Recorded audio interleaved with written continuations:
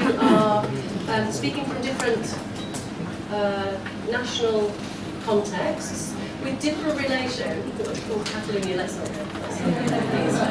Different parts of the Basque Country and Catalonia,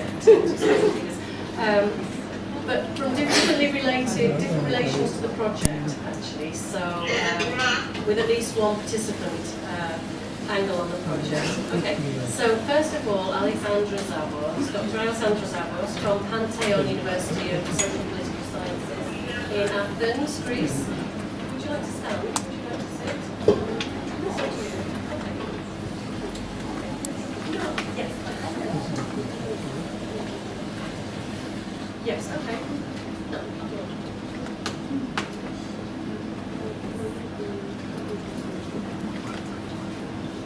Well, hi everyone. It's a great pleasure and honor to be here with you. And I'm here with three other colleagues. Professor Antigone Liberaki, who participated also in the project and has worked a lot on gender issues.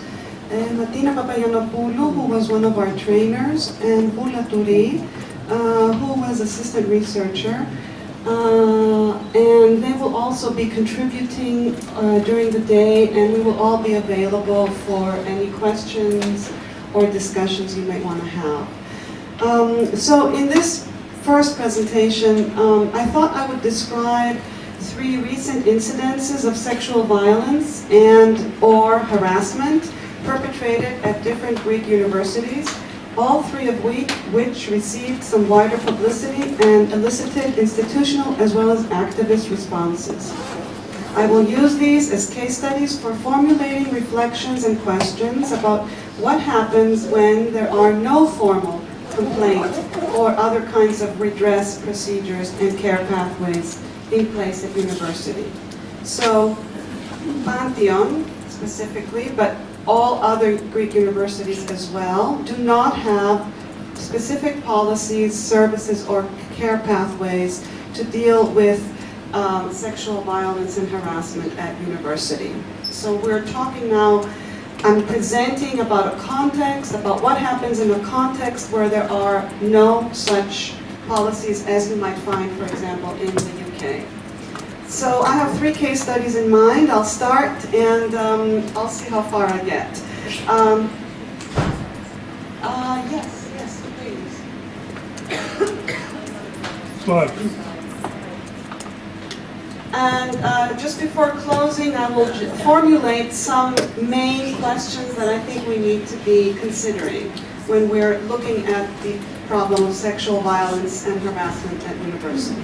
So the first case, on June 21st of this year, a female student at the University of the Aegean in the town of Mytilene reported to the local police station being sexually attacked on June 19th in her hall of residence by a man from the student hall security personnel. The attacker, a 33-year-old man, employee of the security firm hired by the University of the Aegean to guard student residences, had been previously reported to the student hall manager by other female students for sexual harassment. The complaint was processed under rape legislation, and the accused was detained for 48 hours before testifying in front of the public prosecutor. On the same day, the university rectorate responded with the following press release, which to some extent represented a kind of non-committal response. So this was the press release. The University of the Aegean, from the moment it received information about the legal complaint of attempted rape of one of our female students, is in communication with the student and is variously supporting her scientifically and procedurally in any and all matters, and to the extent she chooses. So this is a very a response that doesn't really give us any information about what they're doing.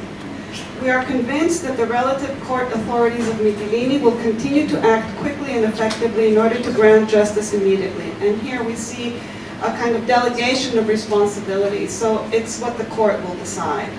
The position that the university takes at this moment, at the first moment of this report, of the reporting of the case, is that it will follow the court's decision, basically. It does not make a statement of its own.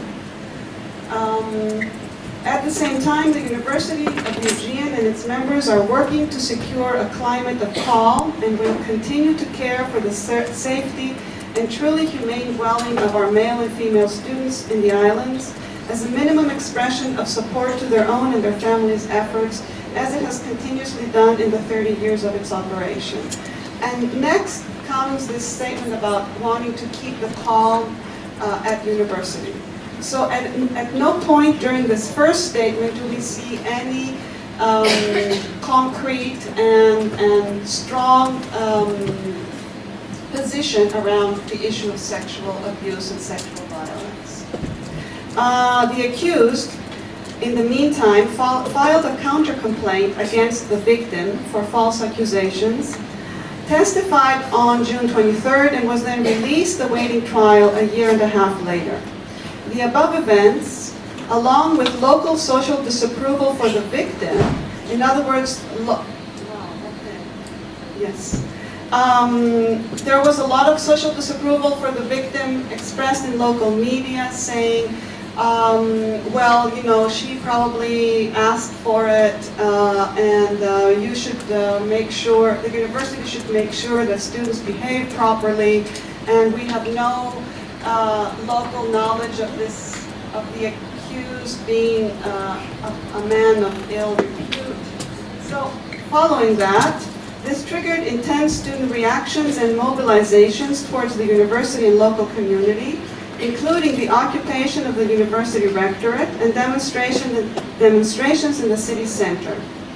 The Student Assembly Against the Culture of Rape publicized its own response, condemning the university on its non-committal response, as well as for not terminating the contract with the security firm and the culture of surveillance in student halls.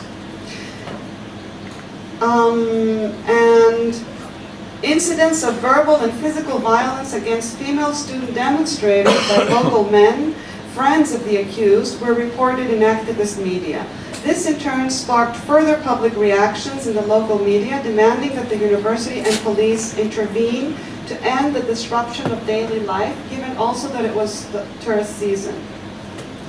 And this also sparked demonstrations and activist and various activist responses in other Greek universities. So here is a poster from the demonstration in Mytilene.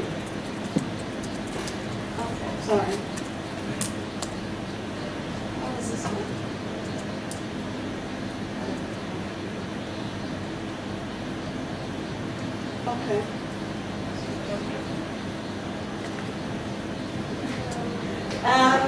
Okay. Here is a poster from the demonstration, a photograph from the demonstration in Athens.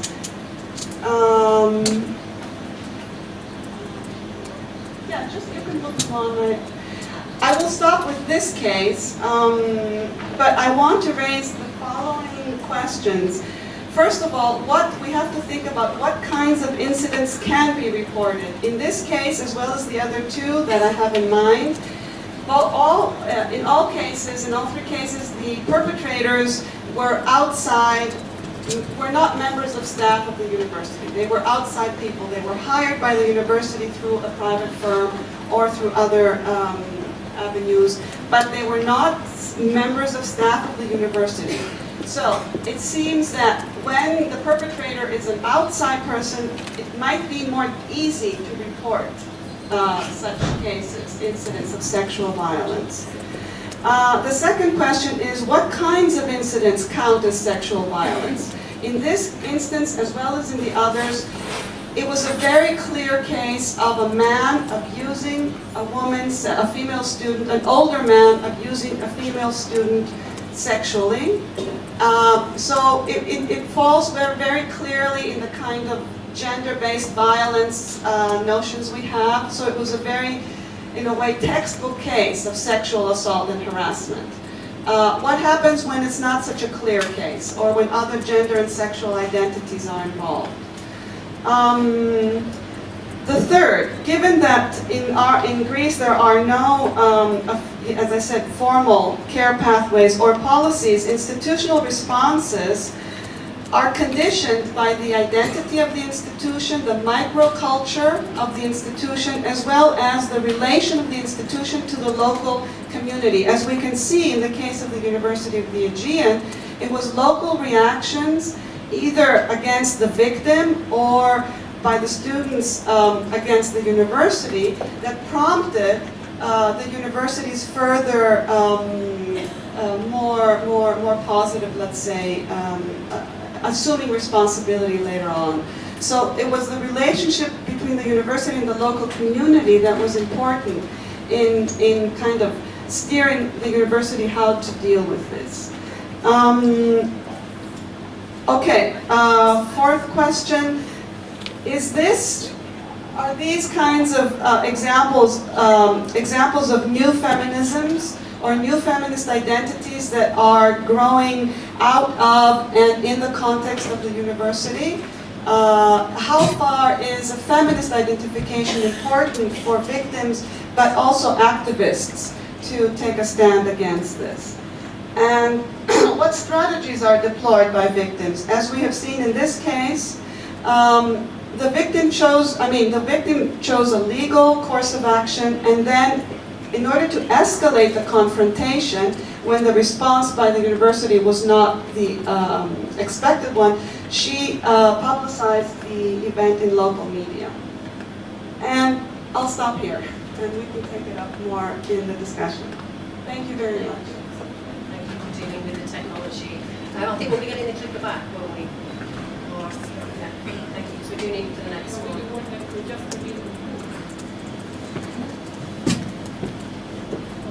Thank you. Tell I'm not used to the power wand. Okay, so thank you, Alexandra. Great. I know you've got other case studies that also show what can happen where we act and avoid policies or welfare or care pathways. Okay, our next speaker is Dr. Barbara Biglia from University of Rovira i Virgili in Tarragona, in Catalonia. Should I give you my microphone, or are you happy to use that one? Yeah. It works? Yeah. It's going to.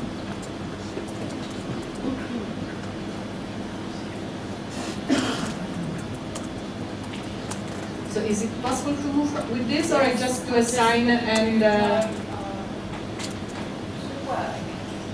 Waiting for Alex to give us the So hi everybody in the meantime, just waiting. Yeah, okay, it seems it's more complicated than, okay. So I'm, as you say, I come from Catalonia, okay, so the experience, it's so interesting what the presentation of Alexandra done, because exactly what I was trying to present is some part of difficulty and good practice that it starts from having a protocol of pathway and the limits of this. So is many points. There are many points of. Okay. There are many points of contents between what she say without having a pathway and having a pathway actually. So one of the one of the things is that all Catalan university have a protocol, so a sort of way of acting care pathway, as you were saying, in order to deal with sexual violence. It's not working. Can you move from there, maybe? If I do this, can you move from there? Okay, anytime I do this, so it will be tense. Okay, so we solve this. Okay.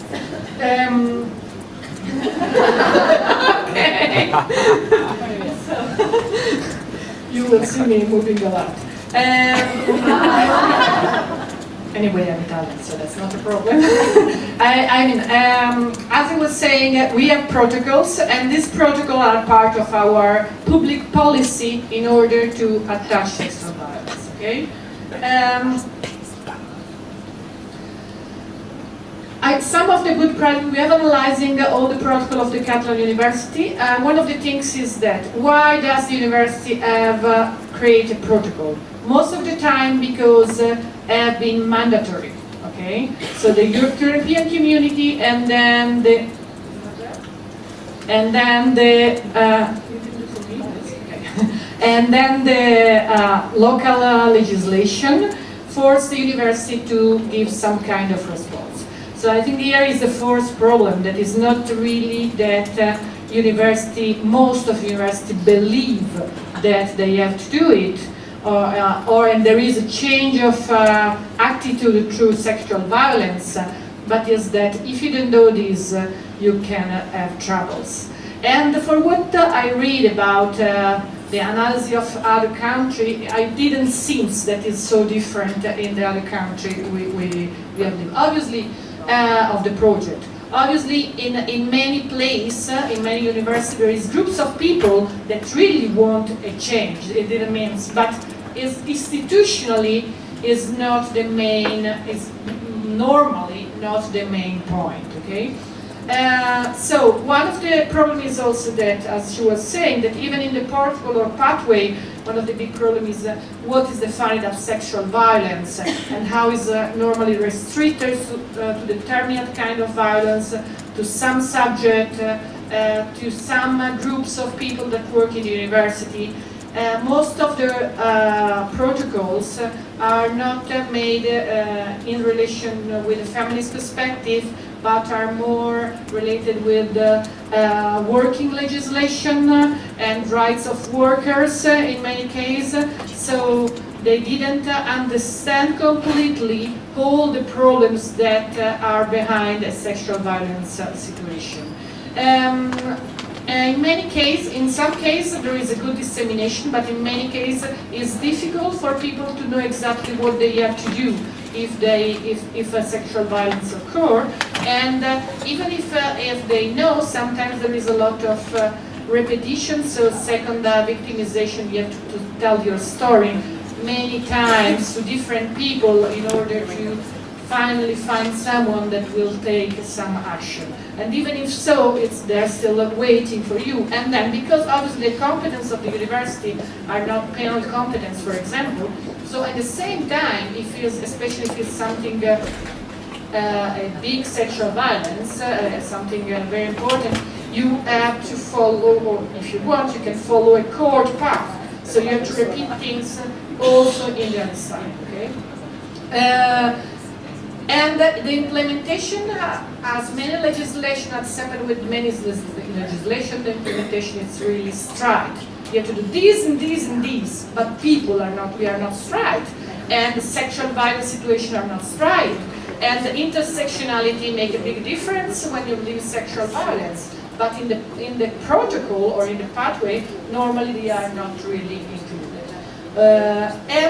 Another big problem is that the educative and preventive measures are normally less developed than the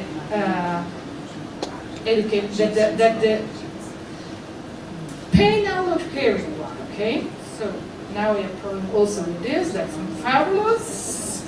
Now technology today is okay. No, there's one. Sorry. Okay.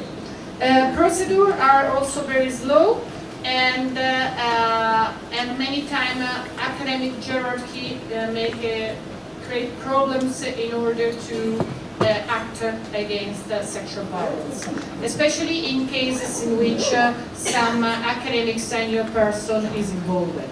That she was talking more on sexual violence between students.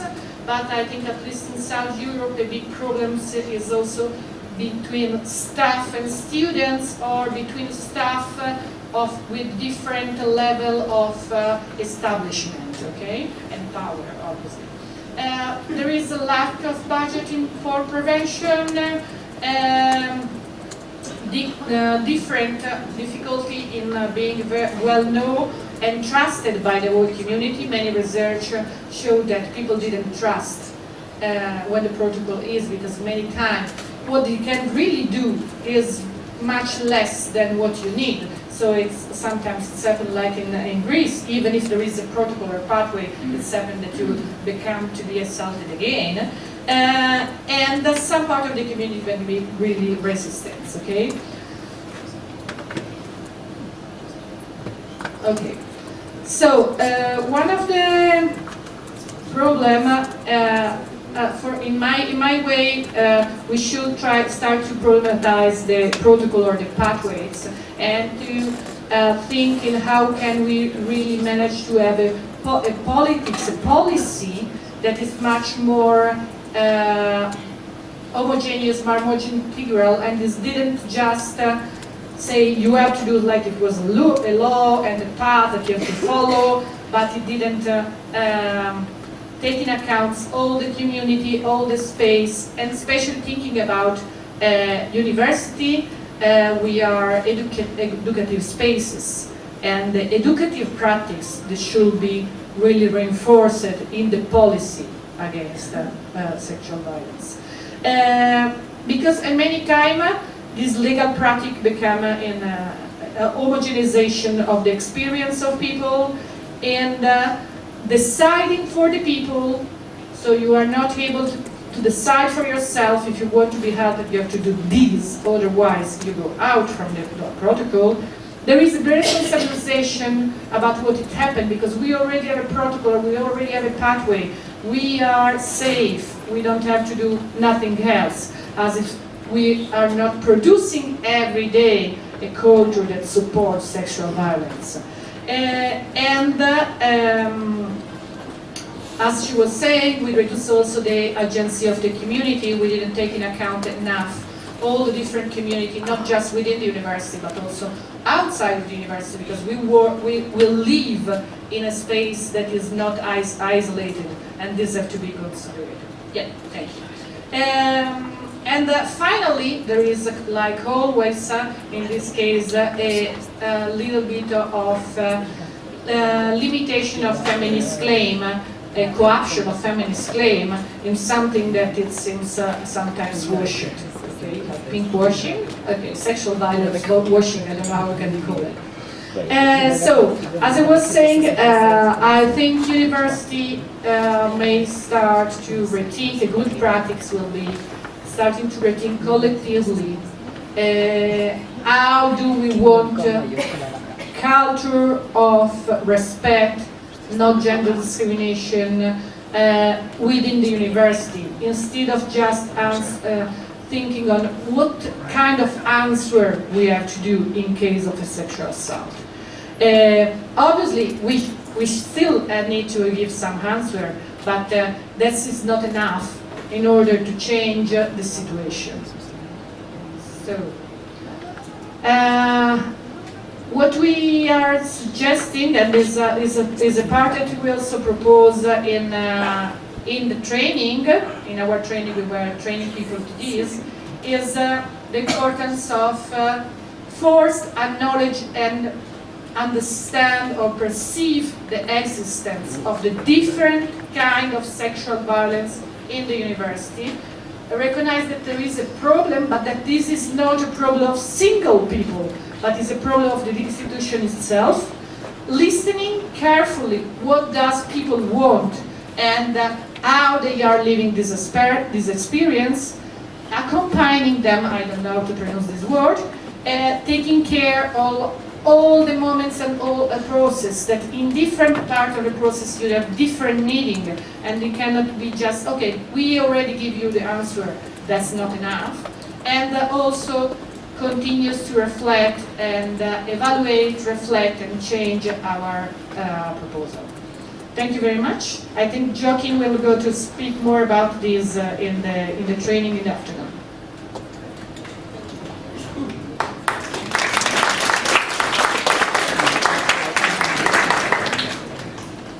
So our third speaker is Izaskun Andreva, who is from Basque Country and is based at UPNA there. And I think had several roles as expert in the area and as participant on the training. Is that right? You explain. Thanks. Next slide.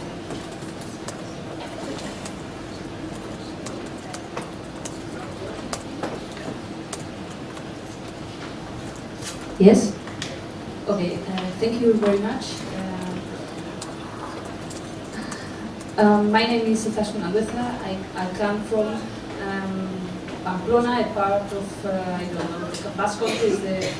I have taken a picture of a map to situate the city. And I'm coming from a university that has been part of this project, but in a different level, because we have been one of the beneficiary partners. We have received training from them.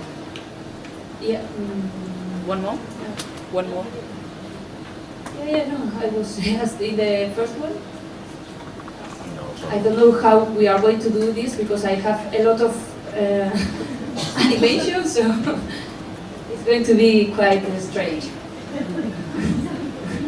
Yeah? Okay, perhaps I will do like that, otherwise it's almost impossible, sorry.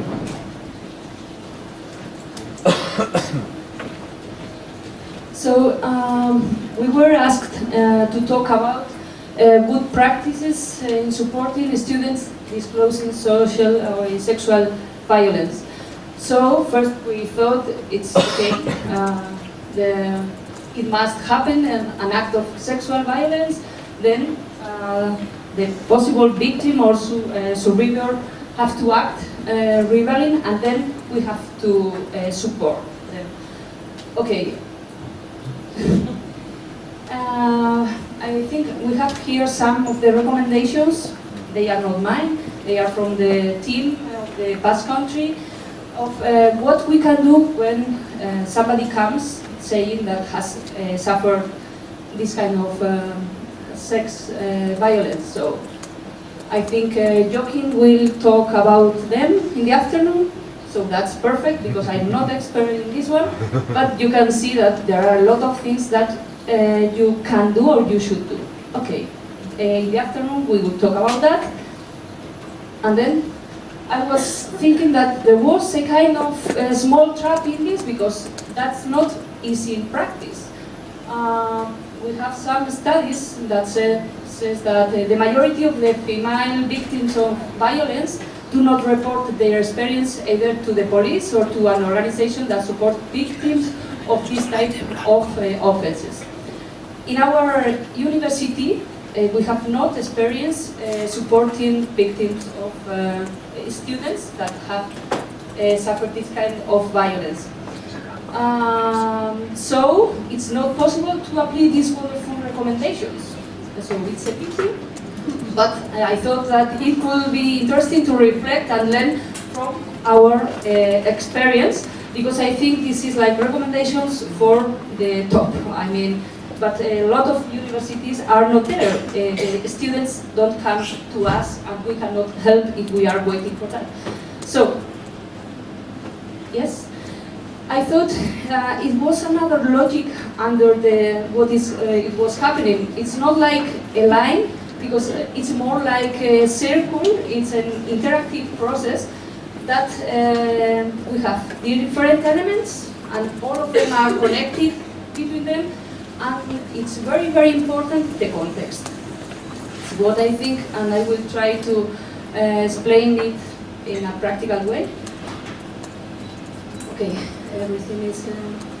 I think we have to think about, for example, when we are talking about act of sexual violence, what is considered as sexual violence by the actors and especially students?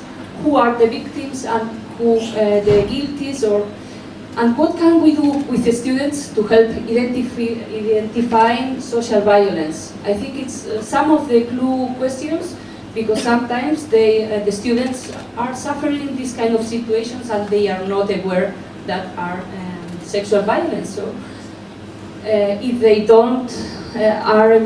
are not aware, then probably they will not talk with anything, they will not disclose about that.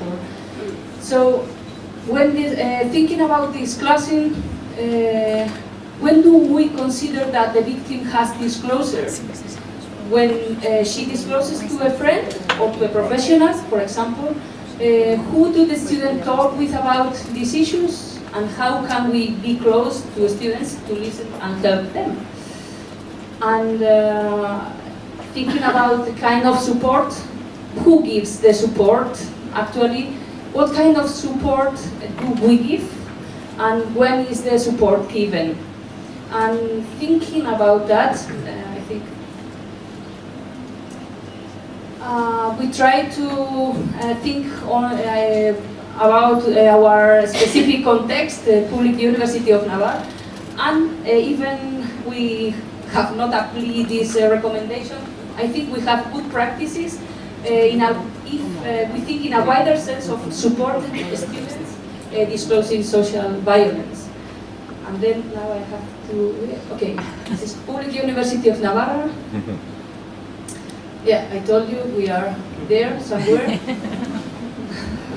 And it's a small, it's a public university, it's quite young, it's small, we are like 9,000, more than 9,000 people at the university, and the 84% are students. There are 3 campuses. Okay, wait here, and I think it's important to know just a little bit. You see this block, the big one. All the courses are we teach there.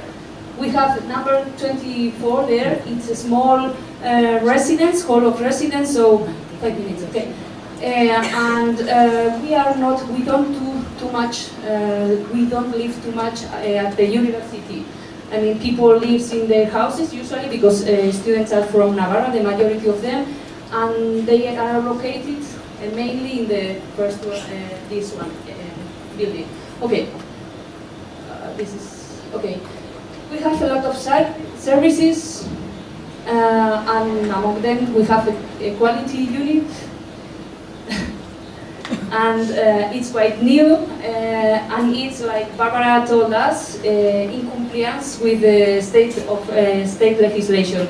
The university had to create this unit. It was not because our rector was very okay. Yeah, no, it was not feminist, but they had to. Okay. So this is the unit that has to contribute to the eradication of gender violence, harassment and abuse due to the gender in the university environment. And in the same situation, we had to develop, as Barbara told us, a protocol for prevention and so on. Just to see the context. Okay, okay. I think protocol is an important tool. In our case, it's important that it's applied for all students, all community, and also for people who comes to the university to do, for example, to a conference. If something happens, so that's interesting. It's not complaint required, and we have some interesting things, but I have to pass it. But more than the opportunities, I think we have limits. And some of them are linked with what Barbara told us, that our politicians are not very feminist, and we have had a lot of problems with them. Nobody knows the protocol at the university because it's invisible, more or less. It doesn't appear at the web page, just in a very small place, but it's impossible, so it's unknown for the university or for the community. Okay, so no. Okay,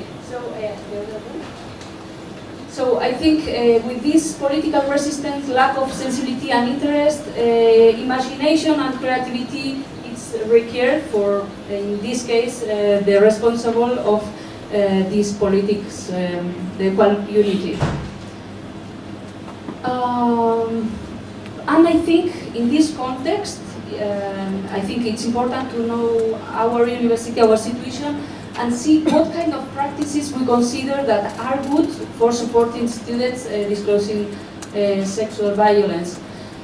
We have trained and ready professionals. It's not this technical, that is full-time working at the quality unit. It's important, but we also have a psychologist, very interesting person, very well formed. So we have the proper space. It's very close to students. It's located in that building I told you we have classes, so it's their space.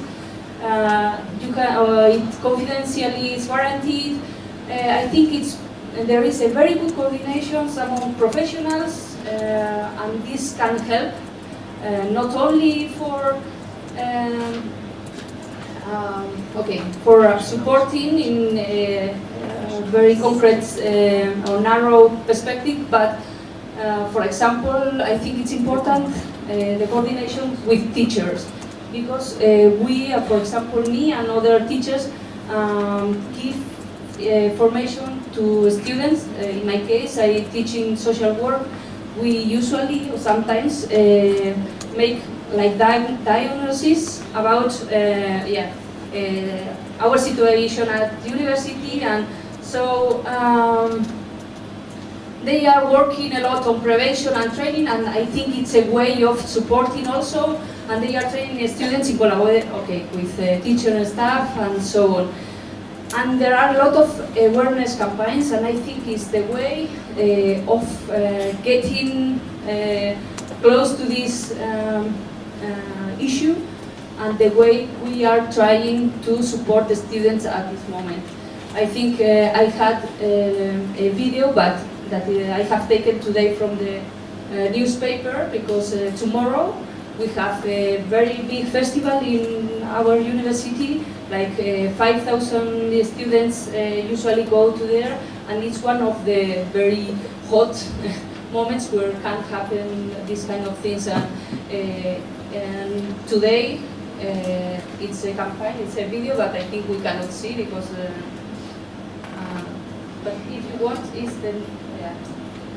it was in the PowerPoint with a link, but it's not possible.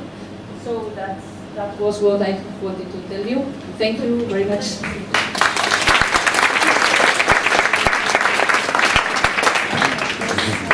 It's very interesting to think about the different contexts where there's an equalities unit in the university that then becomes the obvious place to disclose. And I think that's quite different for the UK context, where we might have a team of 50 people in some universities in the UK who are part of the welfare and student support team.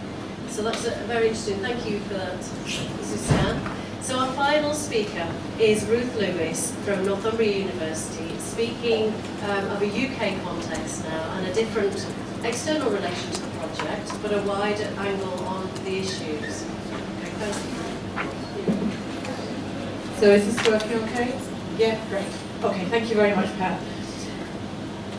So I'm Ruth Lewis, and I'm from Northumbria University, and I'm not part of the project and the partnership team, but I'm really delighted that at Northumbria University we're one of the pilots for Vanita Sundaram's project, whereby we're training staff to become better first responders to disclosures of sexual violence.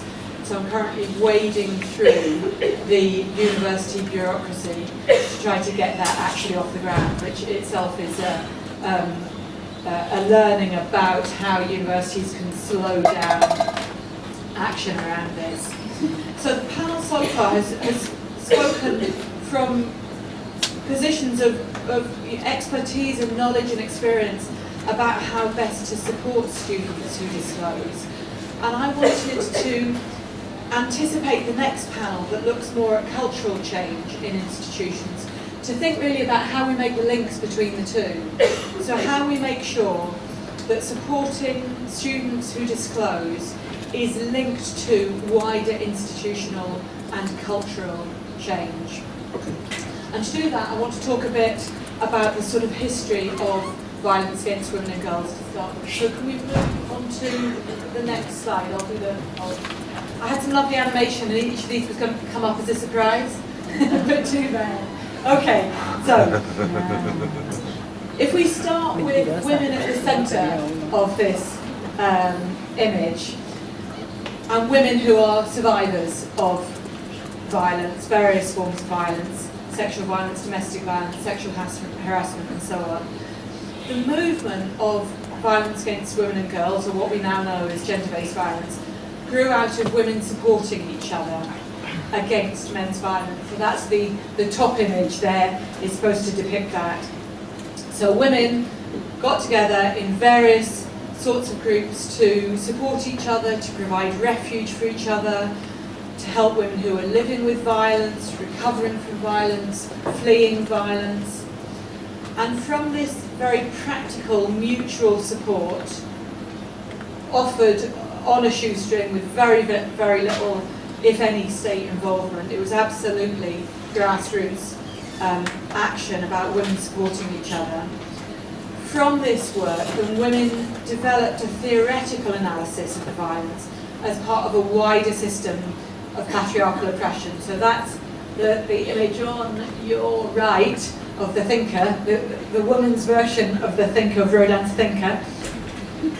So women using their observation, their understanding, their interpretation of lived experiences of violence against them, men's violence against them, using that to theorize, to understand, to interpret this phenomenon as part of a wider systems of patriarchal oppression.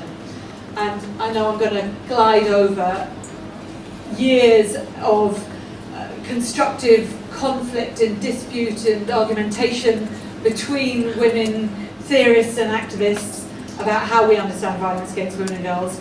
So we don't have time to go into all of that. That has led us now to thinking much more about intersectional approaches to understanding violence against women and girls. But from this lived experience and then from the theorising, we saw tremendous campaigning and activism over decades. So activists and scholars were involved in knowledge production about men's violence against women and girls, or gender-based violence. And that brought public, institutional and political attention to the phenomenon. So the image down here at the bottom is of Southall Black Sisters using the legal system to ensure that smaller specialist services were provided.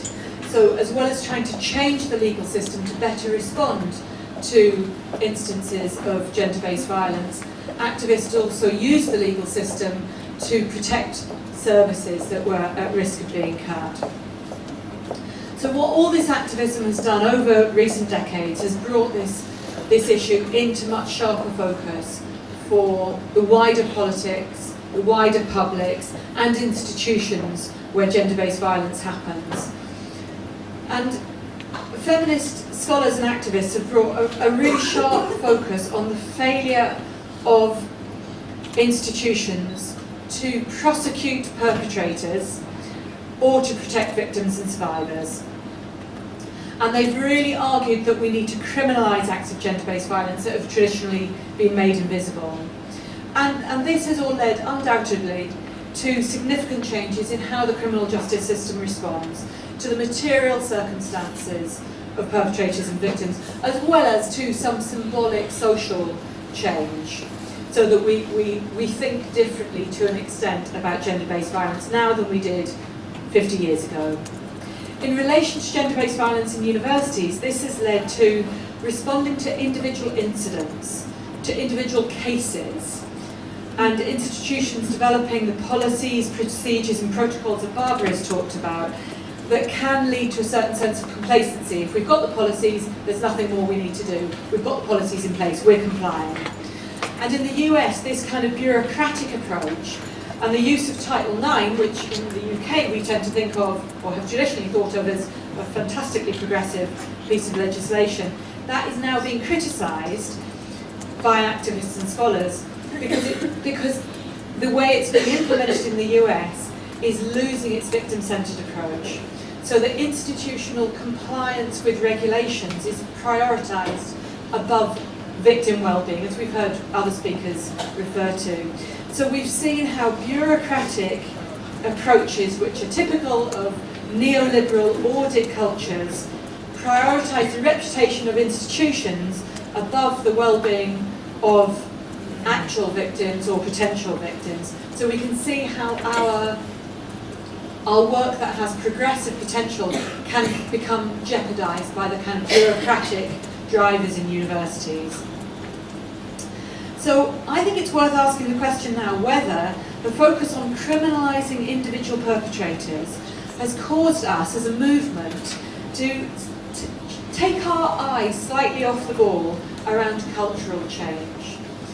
So it's hard to argue, even with the current sudden, extraordinary attention to sexual harassment in Hollywood and Parliament, and you know, we all in this room are probably thinking, why are you suddenly interested? We've been talking about this for decades. Why the sudden interest? It's extraordinary, isn't it? So despite this sudden interest, it's very hard to argue that social attitudes have really changed radically.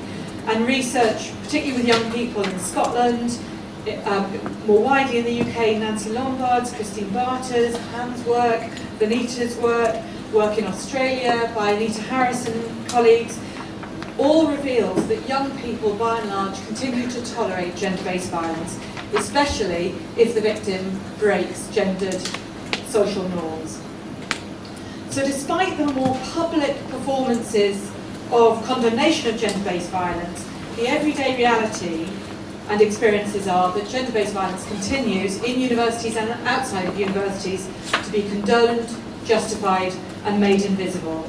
And this is, I think, what Evan Stark was talking about when he referred to the stalled revolution. That in focusing on incidents and harms and individuals, we've paid less attention to the causes of gender-based violence, the structural inequalities that scaffold gender-based power relations. So we've a lot of work to do in changing wider community attitudes. And I'd like us to think about how we connect work in universities to ensure that there is suitable support for victims in a way that that work doesn't become disentangled from the wider work to change cultural and institutional and community attitudes. And a few suggestions about what this might mean in practice, but I'm sure other people will have many more based on their own experiences. But clearly what is needed and what we've all been arguing for is a holistic institutional approach that links all aspects of work. The preventative work, the student activism, the support for students who do disclose, the disciplinary procedures. And this might be overseen by some sort of task force that they have in several universities, including, for example, Durham University. And it's very important that this task force pays attention to the dynamics of meetings and of relationships within the membership of the task force to make sure that the student voice and the survivor voice is expressed and is heard.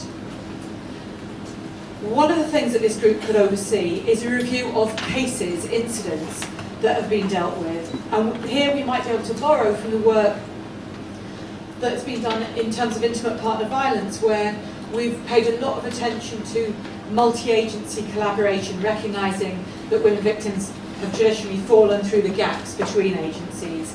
And Ellen Pence's work on safety and accountability audits, which reviews how organisations have provided safety and have placed responsibility on the perpetrators, might be helpful for us to think about in universities.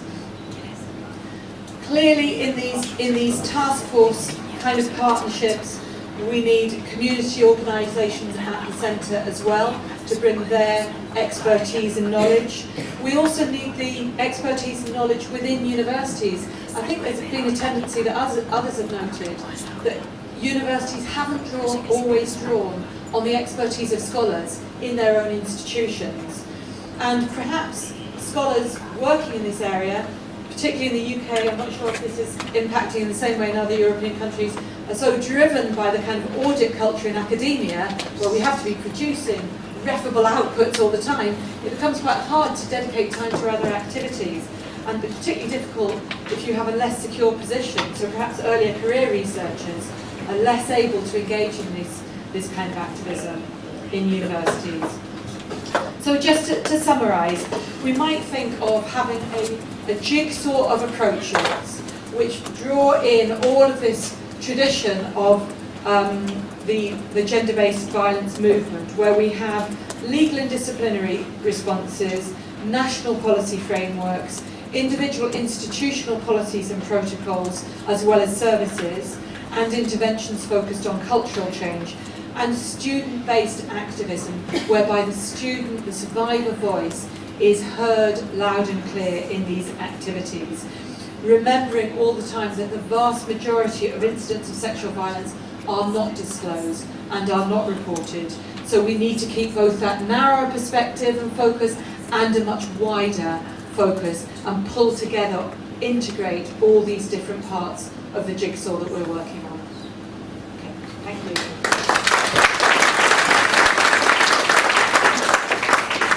Okay, so of course we couldn't have a panel to think about good practice without getting drawn into talking about the politics of the issues and the institutional locations, the cultural politics, and the dynamics of dancing with the legal framework that narrows and restricts achievements. So thank you for those reminders, Ruth, about the significance of experience and putting survivor experience at the center.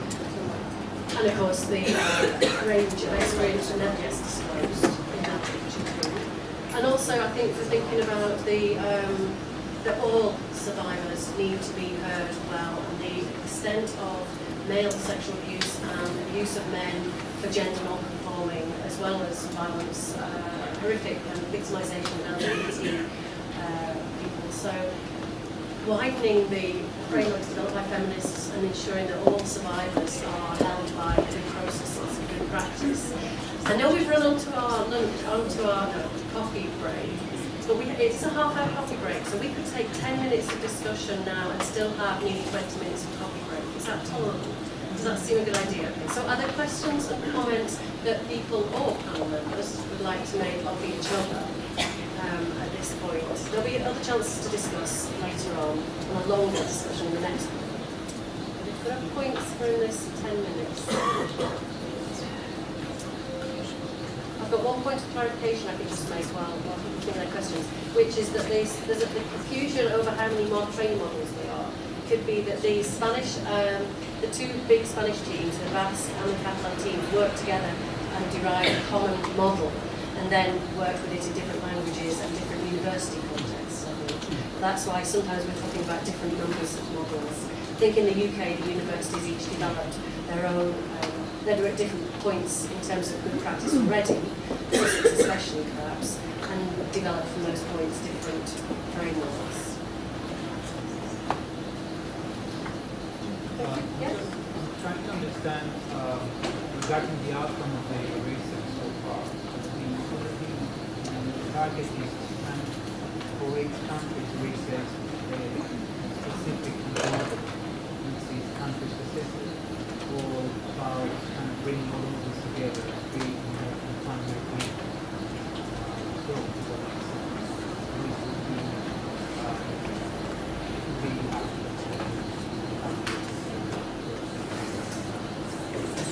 Yeah, would you like to say where you're speaking from, where you're based, what your context is? Okay.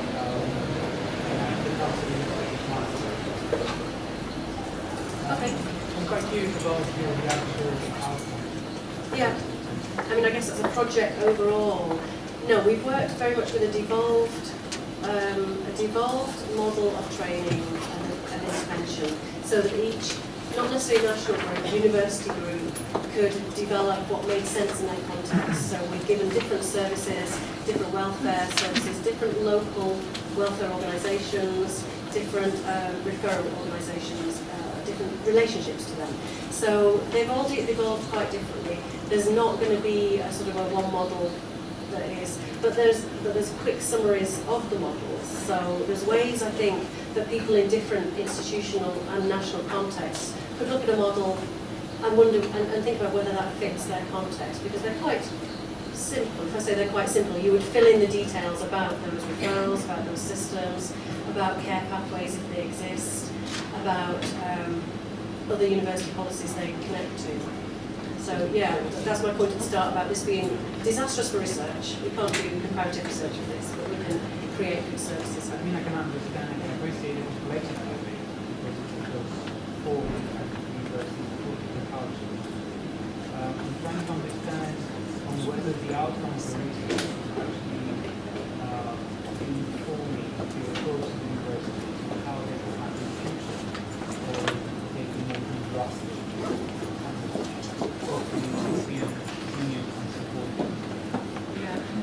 we certainly hope the former. We certainly hope that as each partner writes their local evaluation report, that is the document that we will hold on the project website, the lasting project website, but also that we hope that they'll use in their institutions to move forward. So there will be a loop, at least one cycle of learning on the piloting during this project. Sometimes it's actually been two sort of loops around that, because it's been piloted at the partner university and then as an associate partner university, which is what Luke was referring to in Northumbria, as a sort of an associate partner rolled out later. So there might be a chance to, they may have evolved through several different terms, but we're certainly hoping that if they can become embedded, that it's with the revised, refined program. And in some cases we're finding that different lengths in terms of hours needed of training or education programs are being used differently ongoing. So it might be that there's been, during the course of the project, there have been 2-day training courses, and that after the project these become slimmed down to a couple of hours that managers can ask people to attend.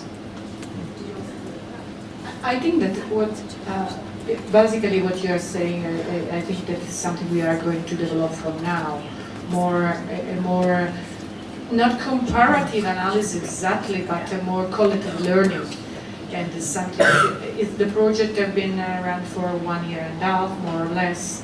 So we have designed, put in practice and evaluate the different models in very different contexts. So we didn't have the time to go in deep in the analysis of learning, comparative learning. But I think it's something that we are planning to do with article and new projects, no? Yeah, and the final chapter of our main project report, the final project report, the final chapter is lessons across the models, so lessons overall. Yeah, so that'll be on the website in about 2 minutes.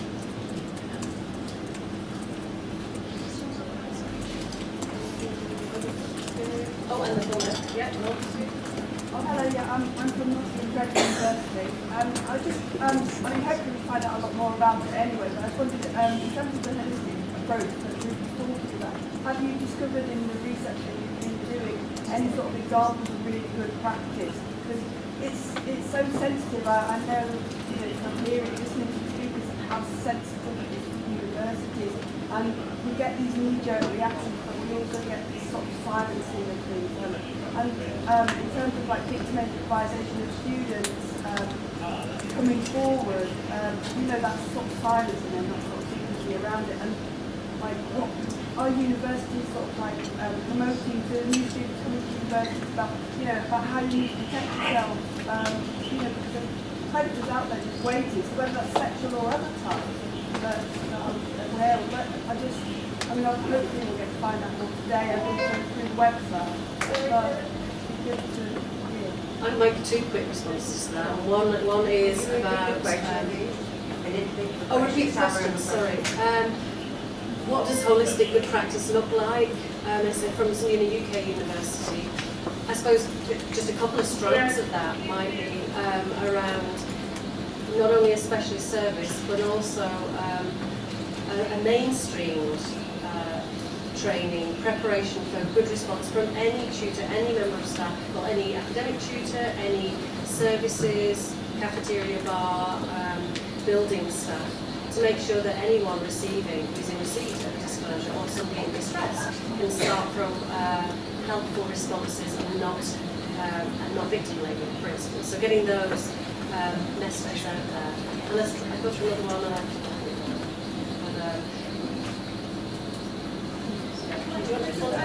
Just a really minor thing, the point that you raised about the privacy and the shame that's so associated with sexual violence, and as you say, it's really difficult for universities to counter this, especially without victims wanting that to happen. But having public statements, just in good old-fashioned ways around using posters, using online spaces to publicise the fact that the university knows that sexual violence happens on its campus and is concerned about it and wants to do something about it. So, there have been some fantastic campaigns, I think, by Rape Crisis and by Women's Aid, amongst others, over recent years, and we can perhaps get our institutions to borrow some of those messages, to have them as, social websites and social media as well are fantastic opportunities, aren't they, to make statements.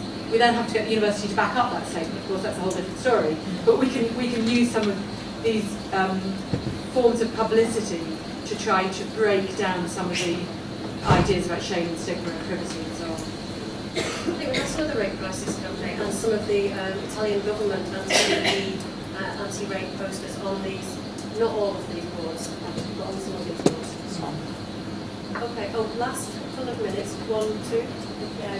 Okay. Maria Toof from the University of Wolverhampton. Just a question about intersectionality. I was just wondering if any of the partners would like to share perhaps any views or maybe any ideas about how intersectionality was addressed in the project, if at all. I was thinking particularly issues with regards to sexuality, but also racism, given the exacerbation of racism within the European context. So anything with regards to intersectionality, well, in relation to the experience of violence, but also with regards to the training, perhaps? One example from the training programme I did was around making sure some of the case studies had diverse survivors, diverse experience, and diverse genders, and also think about how different cultural forms of shame or personalisation or responsibilisation might be operating in someone's difficulty in disclosing. Thank you. Yeah.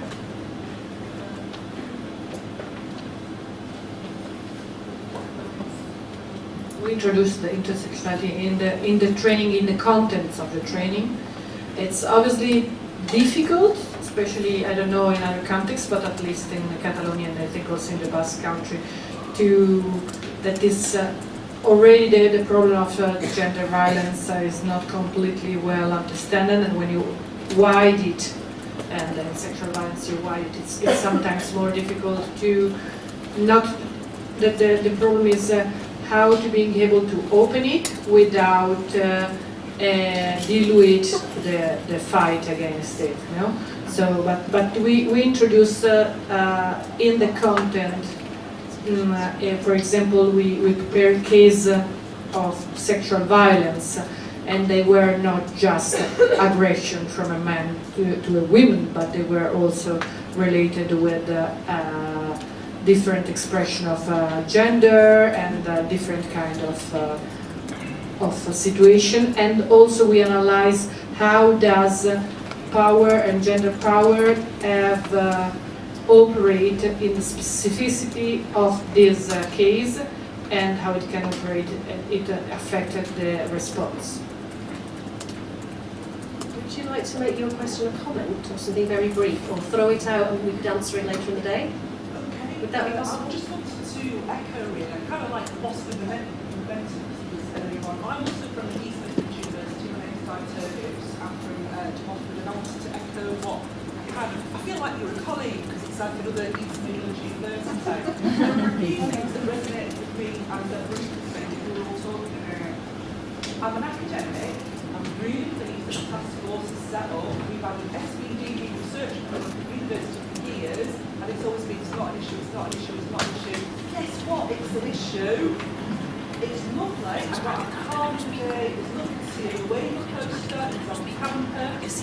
In terms of like all the violence, but I am really concerned about sustainability because our corporate project, unfortunately she can't be here today, our corporate project manager, in our universities, may well not have a job after April.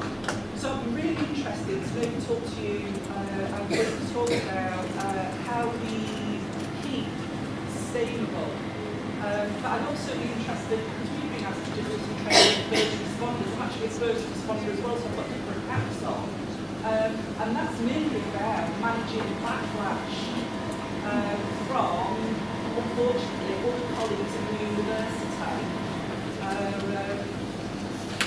about the stereotypes. So it's just a comment really. So it underlines the point about the need for community education, where colleagues aren't supporting the interventions, but also flagging up this issue about sustainability, which I think we want to think about in at least two ways: within the university after the end of funding, within, culturally after the end of this blip of attention. Something I'm also concerned about the pressure that we're putting on, especially services, in the time of the service. Yeah, absolutely, service pressures. So we're going to stop now. We've got a very quick 10-minute coffee break. If you could grab a coffee and then we're back in here for the panel.